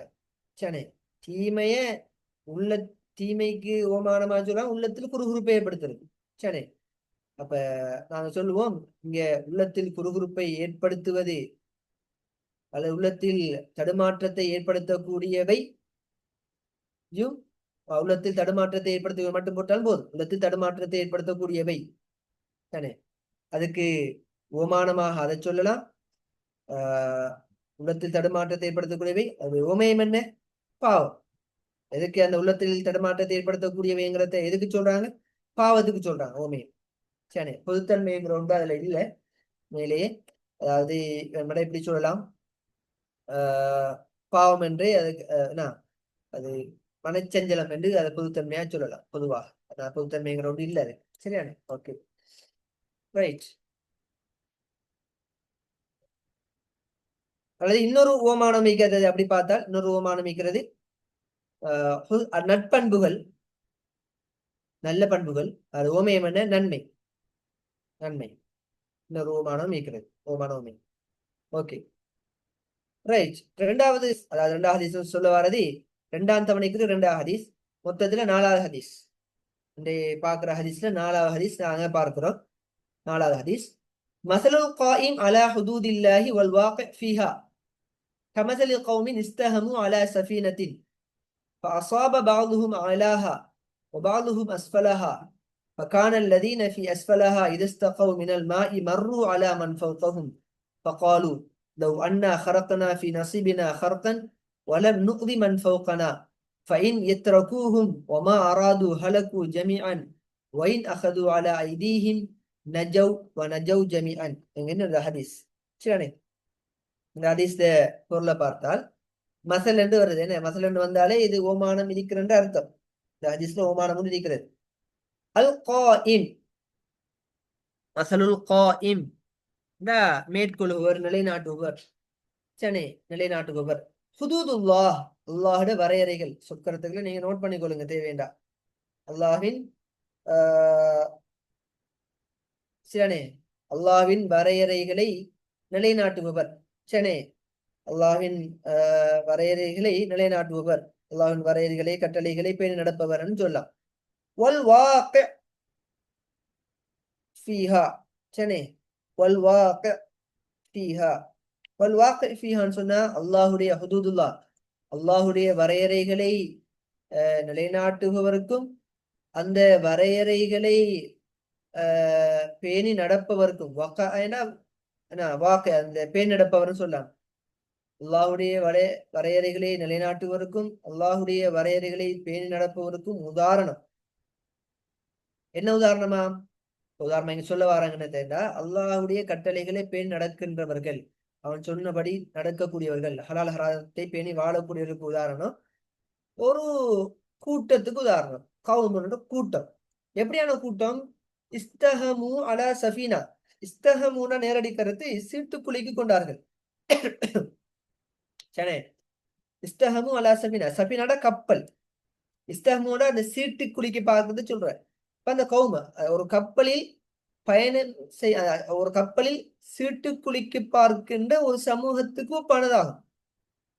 சரி, அப்ப நேரடி கருத்துன்னு ஒரு கப்பலில் சீட்டுக்குழிக்கு பார்க்கின்ற ஒரு கூட்டத்துக்கு ஒப்பானதாகும். அப்படின்னா அந்த கப்பல்ல 2 தளங்கள் இருக்கிறது. மேல் தளத்துல யாரு பயணிக்கிற, கீழ்த்தளத்துல யாரு பயணிக்கின்ற என்று சீட்டுக்குழிக்கு பார்க்கின்ற ஒரு கூட்டத்துக்கு ஒப்பானதாகும். இப்ப பாருங்க, அல்லாஹுடைய வரையறைகளை பேணி நடப்பவர்களுக்கும் வரையறைகளை பேணி நிலைநாட்டுபவர்களுக்கும் அதனை மீறுபவர்களுக்கும் உதாரணம். சரி, மீறி நடப்பவர்களுக்கும் உதாரணம்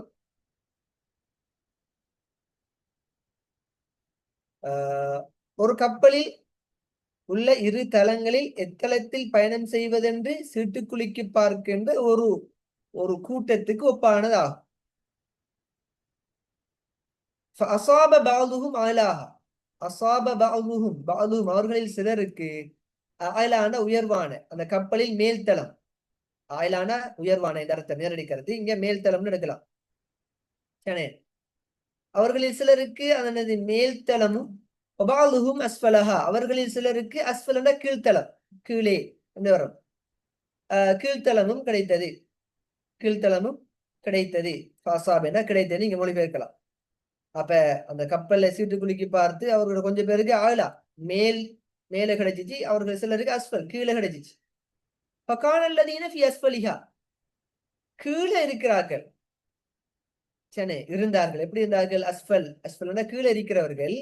இதா இஸ்தகௌ, இஸ்தகௌண்டா இஸ்தகௌ மினல் மா அண்டா நீர் தேவைப்பட்டால், தண்ணீர் தேவைப்பட்டால், மா அண்டா தண்ணீர், இஸ்தகௌனா தண்ணீர் குடிக்க தேவைப்பட்டால், தண்ணீர் குடிக்க தேவைப்பட்டால், மர்ரு அலா மன் ஃபௌகஹும், மர்ரு அவர்கள் கடந்து சென்றார்கள். யாரை கடந்து சென்றார்கள்? அவர்களுக்கு மேலே இருப்பவர்களை, மேல்தளத்தில் இருக்கிறாங்க இல்லையா, அவங்கள கடந்து சென்றார்கள். மர்ரு கடந்து சென்றார்கள். அலா மன் ஃபௌகஹும். இப்ப கீழ்த்தளத்தில் இருக்கிறார்களுக்கு தண்ணி தேவைப்படுது. இஸ்தகௌ மினல் மா, தண்ணி தேவைப்பட்ட அவங்க மேல் தளத்துக்கு தான் போகணும். இப்ப மேல்தளத்தில் உள்ளவர்களை கடந்து சென்றார்கள். சரியா, மேல்தளத்தில் உள்ளவர்களை கடந்து சென்றார்கள். ஃபகாலு, இப்ப அவர்கள் சொன்னார்கள். யாரு? கீழ்த்தளத்தில் உள்ளவர்கள் சொன்னார்கள். ஃபகாலு சொன்னார்கள், லவ் அன்னா ஹரக்னா. ஹரக்கைனா ஓட்டை போட்டான், துளையிட்டான். சரி, துளையிட்டான், துளை ஓட்டை பொறுத்து சொல்றது ஹரக்க.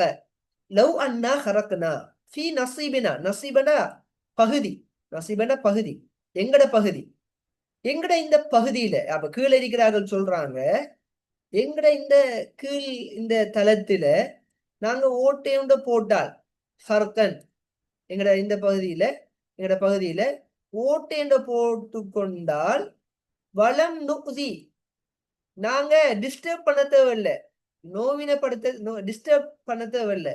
வளம் நுகுதி மண் ஃபௌக்கனா, யார?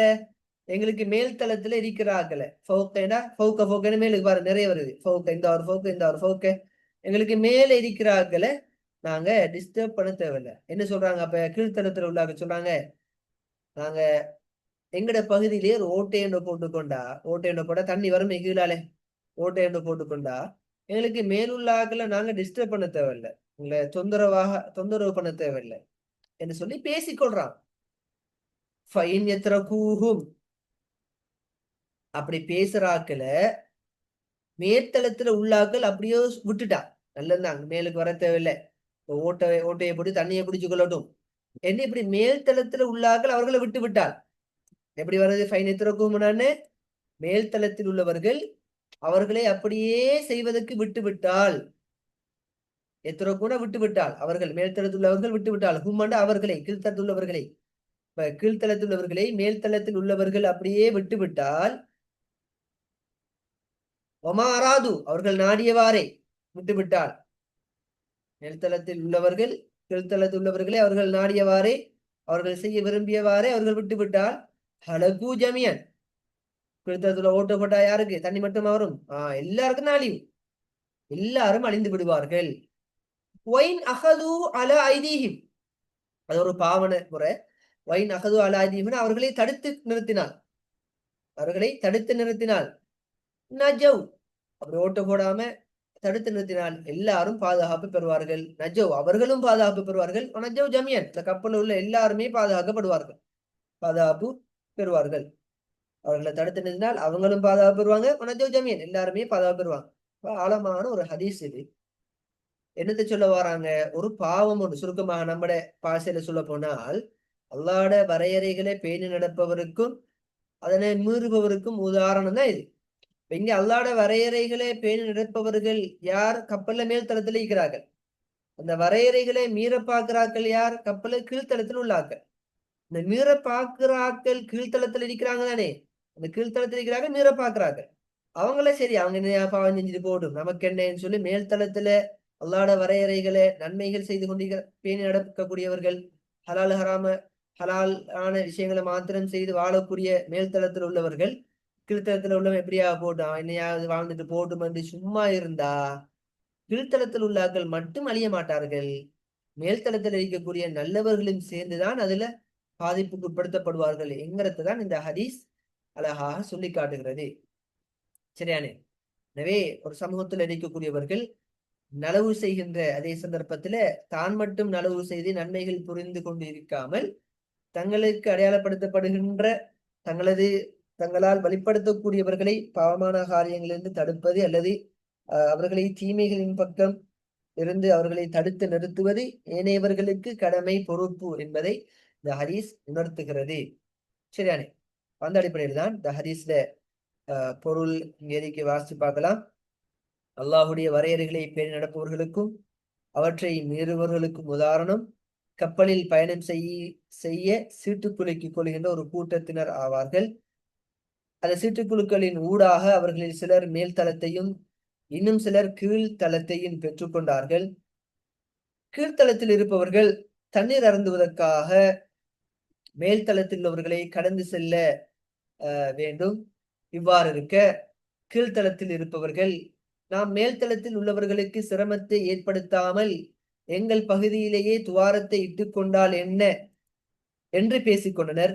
இப்போது மேல்தளத்தில் உள்ளவர்கள் கீழ்த்தளத்தில் உள்ளவர்களை அவர்கள் நாடியபடி செய்ய விட்டுவிட்டால் அனைவரும் மூழ்கி அழிந்து விடுவர். மாறாக மேலுள்ளவர்கள் அவர்களை தடுத்து நிறுத்தினால் அவர்களும் பாதுகாப்பு பெறுவார்கள், ஏனைய அனைவர்களும் பாதுகாக்கப்படுவார்கள் என்று இந்த ஹதீஸுடைய பொருள் காணப்படுகிறது. சிறந்த ஓமான உமைய கட்டமைப்போடு உருவாக்கப்பட்டிருக்கின்ற அழகான ஒரு ஹதீஸ். இந்த ஹதீஸ்ல நீங்க பார்க்கையிலும் சில சொற்கருத்துக்களை இப்படிதான் கோடடிச்சு தருவாங்க. மேற்கோடிடப்பட்டுள்ள சொற்களின் வெளிப்பாடுகளை எழுதுக. அப்ப ஹுதூதுல்லான் அல்லாஹ்வுடைய வரையறைகள். வண்ணா ஹரக்கனா நாம் தொலையிட்டால், இஸ்தஹமு சீட்டு குலுக்கிக் கொண்டார்கள், ஒயின் அஹது அவர்களை தடுத்து நிறுத்தினார். சரியா? ஹுதூதுல்லாண்ட அல்லாஹ்வுடைய வரையறைகள். வண்ணா ஹரக்கனா நாம் தொலையிட்டால், இஸ்தஹமு சீட்டு குலுக்கிக் கொண்டார்கள், ஒயின் அஹது அல ஐதீஹிம் அவர்களை தடுத்து நிறுத்தினார் என்கின்ற இந்த 4 சொற்கருத்துக்களுக்கு வரும், அல்லது 2 சொற்கருத்துகளும் வரலாம். சரி, இது மட்டும் தானே வருமானா? இல்லை, என்னைய கருத்துக்களை நாங்க இப்ப ஒன்று சொல்லி விளங்கப்படுத்தினோம். அந்த நேரத்துல நீங்க குறித்து கொண்டு இந்த ஹதீஸ்களை குறித்து கொண்டிருத்தல் வேண்டும்.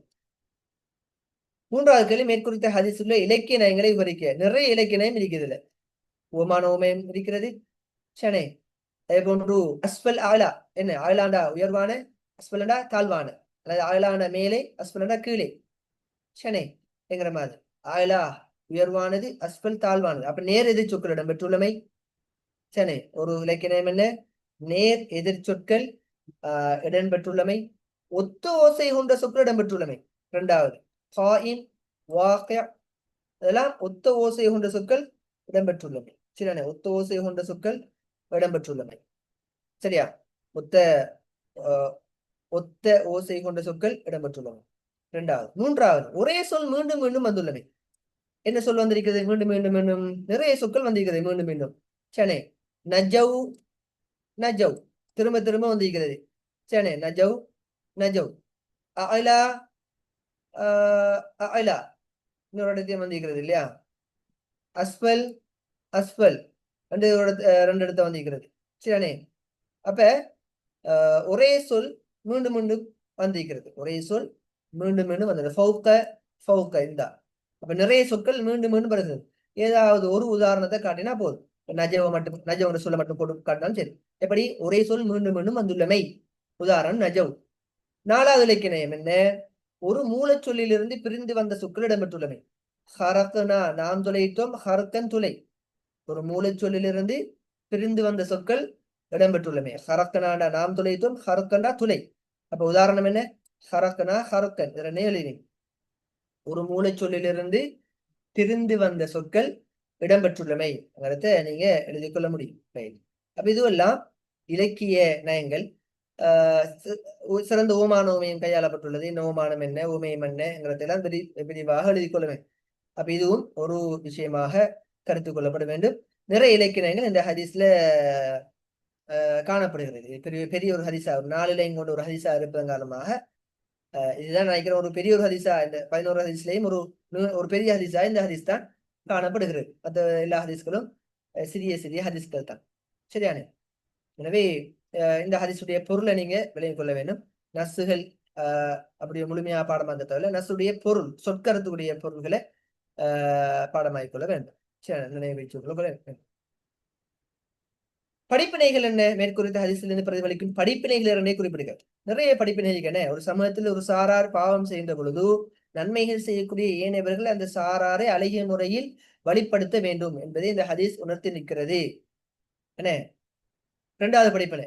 அவ்வாறு வழிப்படுத்தாத சந்தர்ப்பத்தில், அல்லது 2வது படிப்பினை எழுதலாம். ஒரு சமூகத்தில் ஒரு சாரார் பாவம் செய்வதை ஏனைய நல்லவர்கள் பார்த்து கொண்டு கண்ணும் காணாதிருந்தால் அவர்களுக்கு ஏற்படுகின்ற அழிவு என்பது ஏனைய நல்லவர்களையும் சேர்த்தே இடம்பெறும்.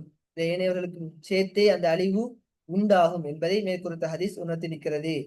சமூகத்தில் ஒரு சாரார் பாவம் செய்து கொண்டிருக்கிறார் என்பதை அறிந்திருந்தும் கூட ஏனைய நல்லவர்கள், சமூகத்தில் நல்லவர்கள் கண்டும் காணாது பார்த்து கொண்டிருந்தால் அவர்களுக்கு ஏற்படுத்தக்கூடிய அழிவு என்பது நல்லவர்களையும் சேர்த்தே பாதிப்பை ஏற்படுத்தும் என்பதை இந்த ஹதீஸ் உணர்த்தி நிற்கிறது.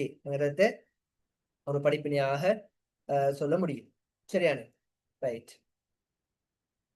இந்த ஹதீஸில் பிரதிபலிக்கும் ஓமானம், ஓமேயம், பொதுத்தன்மை என்பவற்றை குறிப்பிடுக. ஓமானம், ஓமேயம், பொதுத்தன்மை என்பவற்றை குறிப்பிடுக. அப்ப ஓமானம் என்ன?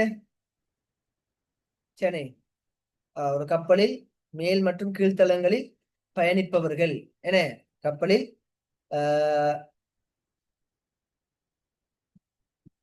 மேல் மற்றும் கீழ்த்தளங்களில் பயணிப்பவர்கள். ஓமேயம் என்ன? அல்லாஹ்வின் வரையறைகளை பேணி நடப்பவர்களும் அதனை மீறுபவர்களும். அல்லாஹ்வின் வரையறைகளை பேணி நடப்பவர்களும் அதனை மீறுபவர்களும். சரி, அப்படிதானே? அத்தனை பாருங்க, சில பாருங்க, அல்லாஹ்வுடைய வரையறைகளை பேணி நடப்பவர்களும் அதனை மீறுபவர்களும். அது என்ன? அவர்களுக்கு உதாரணம் அதுதான் ஓமேயம். அவர்களுக்கு ஓமானமாக எது சொல்லப்படுகிறது? ஒரு கப்பல்ல பயணம் செய்கின்ற, சீட்டுக்குலுக்கி கொண்டு பயணம் செய்கின்ற ஒரு கூட்டம். ஒரு கப்பலை சீட்டுக்குலுக்கி கொண்டு மேல் மற்றும் கீழ்த்தளங்களில் பயணம் செய்கின்ற கூட்டம். சரி, கப்பலில் மேல் மற்றும் கீழ்த்தளங்களில் பயணம் செய்கின்ற ஒரு கூட்டம். அதான் உவமானம். சரி, அதான் என்ன? உவமானம். பொதுத்தன்மை அழிவு. பொதுத்தன்மை அழிவு என்கிறத கூறிக்கொள்ள முடியும். அந்த அடிப்படையில இதுதான் கடைசி கேள்வி. அது ஓமான உமையும் பொதுத்தன்மை என்ன அழிவுதான் என்கிறத சொல்லப்படுகிறது. அந்த அடிப்படையில இது ஒரு ஆழமான கருத்தை கொண்ட ஒரு ஹதீஸ். நிறைய இலக்கிய நயங்களும் நிறைய படிப்பினைகளையும் கொண்ட ஒரு ஹதீஸ். இதோட இன்றைய தினம் 4 ஹதீஸ்களை முழுமையா சிறிய சிறிய ஹதீஸ்கள் தான் 4 ஹதீஸ்களை பார்த்துக்கிறோம். 4 புள்ளிகளை பெறக்கூடிய ஒரு பாடப்பகுதி இது, ஒரு ஹதீஸ் பகுதி. ஒரு ஆள் படிப்பதாக இருந்தால், முதலாவது ஒரு எக்ஸாமுக்கு படிப்பதாக இருந்தால் முதலாவது இந்த ஹதீஸ்கள் 11 படிச்சு முடிச்சிட்டோம். அதுலேயும் குறிப்பாக போன வருஷம் வந்த ஒரு ஓலோலுக்கு படிக்கக்கூடிய ஒரு மாணவனாக இருந்தால் போன வருஷம் வந்த ஹதீஸை பார்க்க தேவையில்லை, அதுக்கு முதல் வந்த ஹதீஸை பார்க்க தேவையில்லை. ஏனைய 9 ஹதீஸ்களையும் பார்த்துக்கொள்ளணும். ஏனே பார்த்துக்கொண்டா அந்த 9 ஹதீஸ்குள்ள இருந்து கட்டாயம் 2 ஹதீஸ்கள் மையப்படுத்தி பேப்பர்ல வரும். எனவே ஹதீஸ்களையும் பொருளும் பாடமாக்குறல்ல. இப்ப மசல் காயிம் என்று வச்சுக்கொண்டா இந்த இதுவரைக்கும் ஹுதூதுல்லா இந்த முதலாவது லைனை நல்லா நான் வச்சுக்கணும். இந்த லைனை கண்டாலே அர்த்தம் இது அந்த கப்பலோடு தொடர்பான ஒரு ஹதீஸ்ங்கிறத. அப்ப அந்த ஹதீஸ்ல பொருள் மனசுக்கு வரணும், பொருளை கேட்டிருப்பாங்க, கேள்வியில இந்த பொருளை மலமலன்னு எழுதும். சரியானே? ஓகே. இந்த அடிப்படையில ஆஹ் இந்த வகுப்புல ஏதாவது டவுட் இருந்தா நீங்க செக் பண்ணுமா கேட்கலாம் அல்லது வாட்ஸ்அப் பண்ணலாம். இன்ஷா அல்லாஹ் வகுப்பு நிறைவு செய்து கொள்வோம். ஏதாவது டவுட் இருக்கா?